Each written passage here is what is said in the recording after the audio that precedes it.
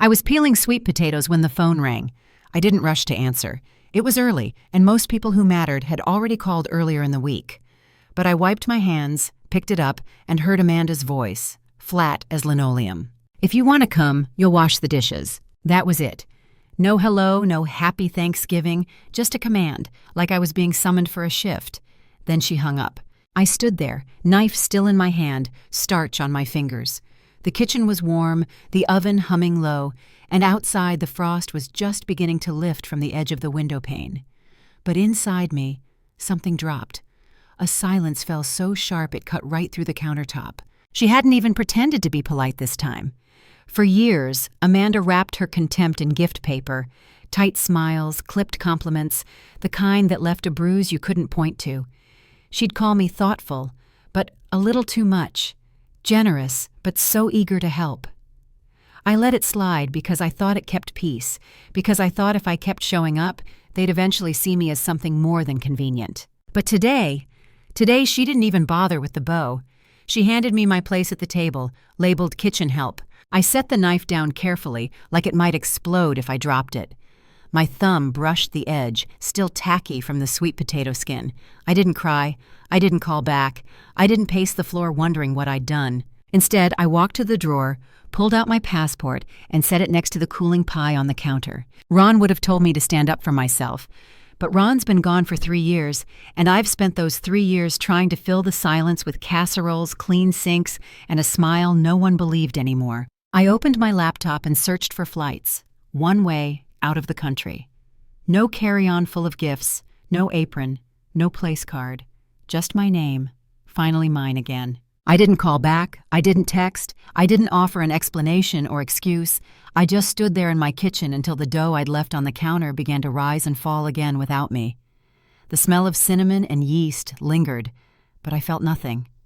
No warmth, no hunger. I pulled out the drawer where Ron used to keep our passports. Mine was still there, untouched since the year before he passed, when we'd planned to visit Florence but never got past the brochures. I held it in my hand a long time, then opened the laptop and checked my miles. Paris came up first. I picked a red-eye, seat by the window. Economy, but I paid extra for quiet. I used every mile I'd saved. I didn't think twice. That afternoon, I packed light. No heels, no gifts, no list of who liked what dessert. I folded one sweater, 2 dresses, and the scarf I knitted last winter, when the house was so quiet I could hear the old clock breathe.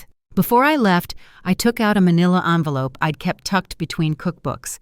Inside was a certified copy of the house deed, the same house Amanda had decorated with my money, painted in shades she claimed were more modern and called theirs every time someone came to visit. I added a single line beneath the document on hotel stationery.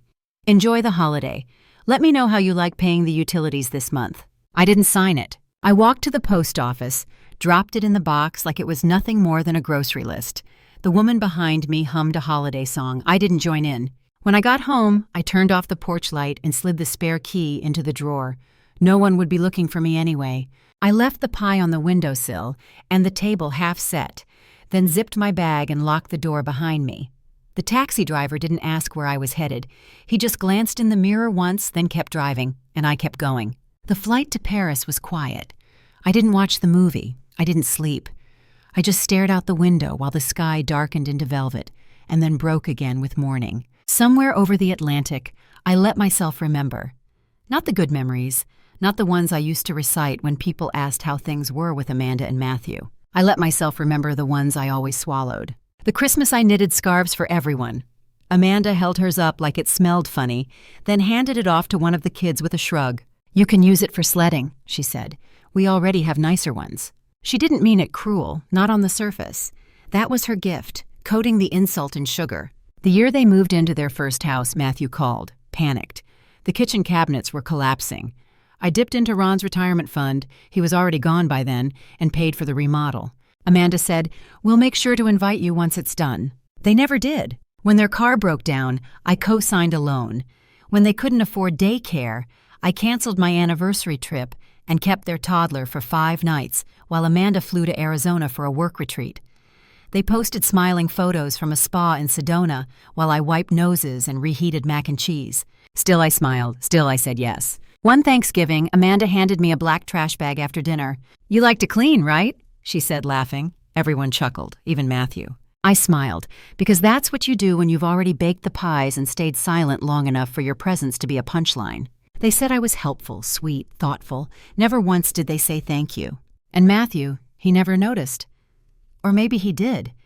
Maybe it was easier not to look too closely at the person keeping everything running, the woman holding the whole holiday together while being spoken to like staff. I had a seat at their table, yes, but it came without a plate. And now, finally, I wasn't setting that table anymore. The apartment was small, with chipped tiles and windows that fogged each morning, but it was mine. I didn't owe anyone a casserole here. No one expected me to explain why I packed light or why I didn't call when I landed. I kept the curtains open even at night. I liked the glow of the city, how it touched the walls without asking permission. Paris wasn't loud. It was still in a way that felt like permission. No sharp demands, no lists, just the clink of cups and heels against cobblestone. On the first morning, I walked to the corner cafe. I ordered my coffee black, no cream, no sugar.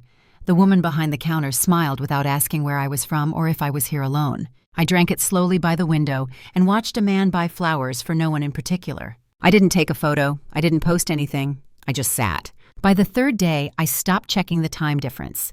I scrolled through my messages once, saw Amanda's name still in my phone. I pressed down on it long enough for the delete option to pop up, and then it was gone. No dramatic music, no explosion of regret, just a name that no longer had permission to live in my pocket. Matthew had called 3 times. I saw the missed calls sitting in my inbox like bruises I didn't remember getting. I archived the whole thread. On the 4th morning, I opened my laptop, not to reply to anything but to write. Not a journal entry, not a rant, just a list. What I gave: paid off their second car, canceled our 30th anniversary cruise to babysit, spent $9,200 on their kitchen renovation, hosted 12 holidays, repaired their leaking roof without asking for repayment, sewed every Halloween costume from scratch, cleaned Amanda's guest room while she was at brunch. What I received? "You like to clean, right? Your recipes confuse the kids. We already have a rhythm." Silence. I wrote until my fingers ached, until the list felt longer than the years themselves. Then I opened a new document. The concierge caught me just as I was coming in from the bakery. "Madam Bennett," he asked, holding out a small cardboard box. My name was scrawled across the top in a handwriting I hadn't seen on paper in years, but I recognized it instantly. Amanda. There was no return address, no card, just the box and that stiff, narrow script that always tried too hard to be elegant. I took it upstairs. I didn't rush to open it. I made coffee first, the way I liked it, hot, bitter, no cream. I sat by the window, cup in hand, and waited until the surface stopped steaming. Only then did I peel the tape back. Inside, I found the scarves I'd knitted 2 winters ago. The blue one for Matthew, the green for their eldest, folded too perfectly to have been worn. Beneath them were 3 baby sweaters, yellow, gray, and white, never used, still smelling faintly of cedar. I'd sewn the buttons by hand. Tucked under the pile was a small stack of cards. One was the birthday note I had made for Amanda the first year she joined the family. The corners were bent, like someone had handled it too tightly. The front read, "To the daughter I never had." She had drawn a line through the word daughter. And then at the bottom of the box, a photo. It was from Thanksgiving 3 years ago. Matthew had taken it. Amanda was laughing, holding a wine glass. The kids were around the table. I remembered standing at the end, holding a tray of rolls. In the photo, that part was missing. They had cut me out, not cropped. Cut, a jagged space where my face used to be. I didn't scream. I didn't drop the box. I didn't even sigh. I folded everything back inside, slow and neat. I walked down to the lobby and asked the front desk for paper and a marker.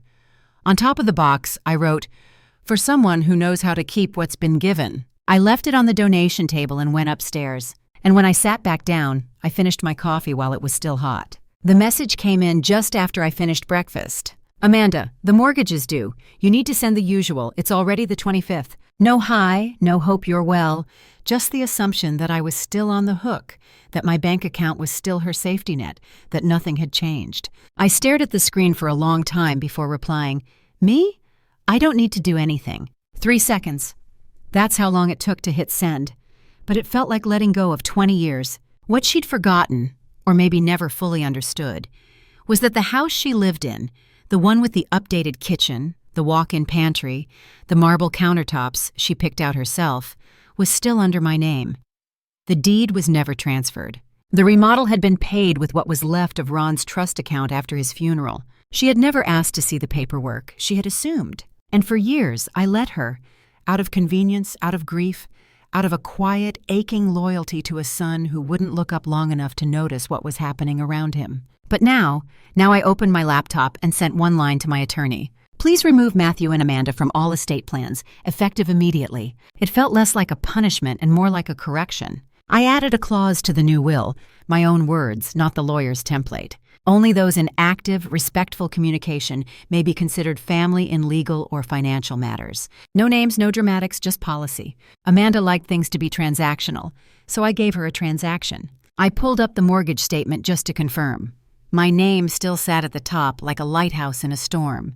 I printed it and slid it into my travel folder next to the updated power of attorney and health directives. There would be no more assumptions. I closed the laptop and walked out for another coffee, this time to the cafe 2 blocks down. And when I returned, a new email had arrived from Matthew. When I got back to New York, I didn't unpack everything. I left half my suitcase zipped in the hallway next to the coat rack. The yellow scarf stayed on top. I wore it out of the airport and didn't take it off until the heater kicked in. The photo wall was the first thing to go.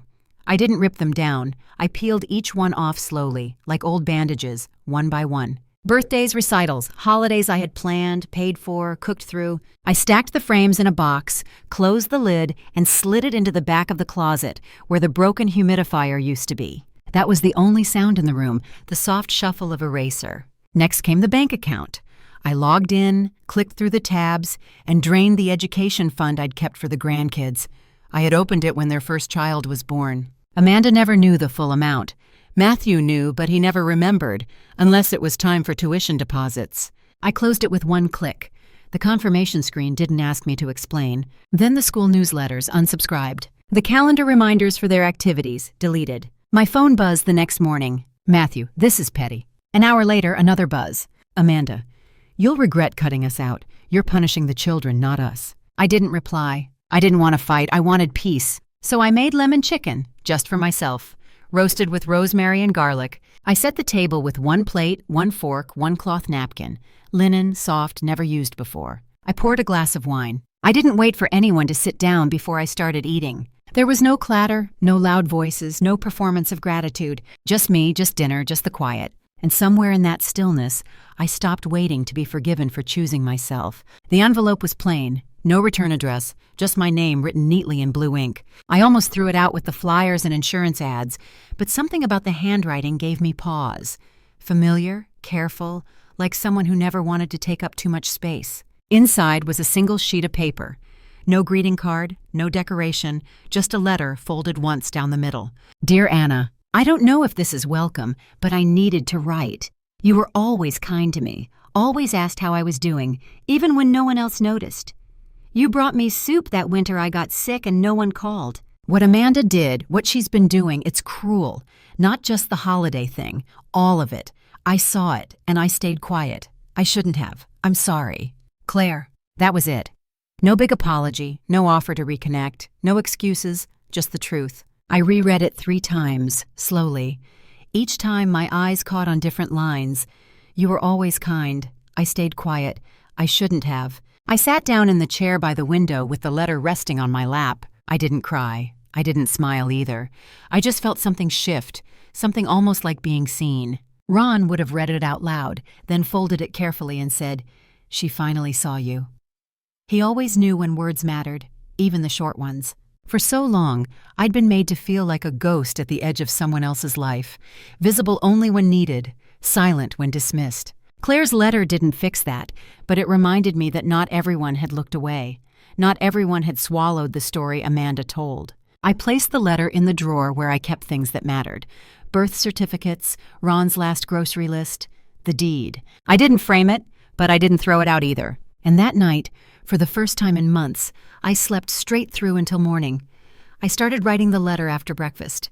It wasn't planned. I hadn't sat down with a purpose. But there it was. Pen in hand, page waiting, something inside me needing to be named.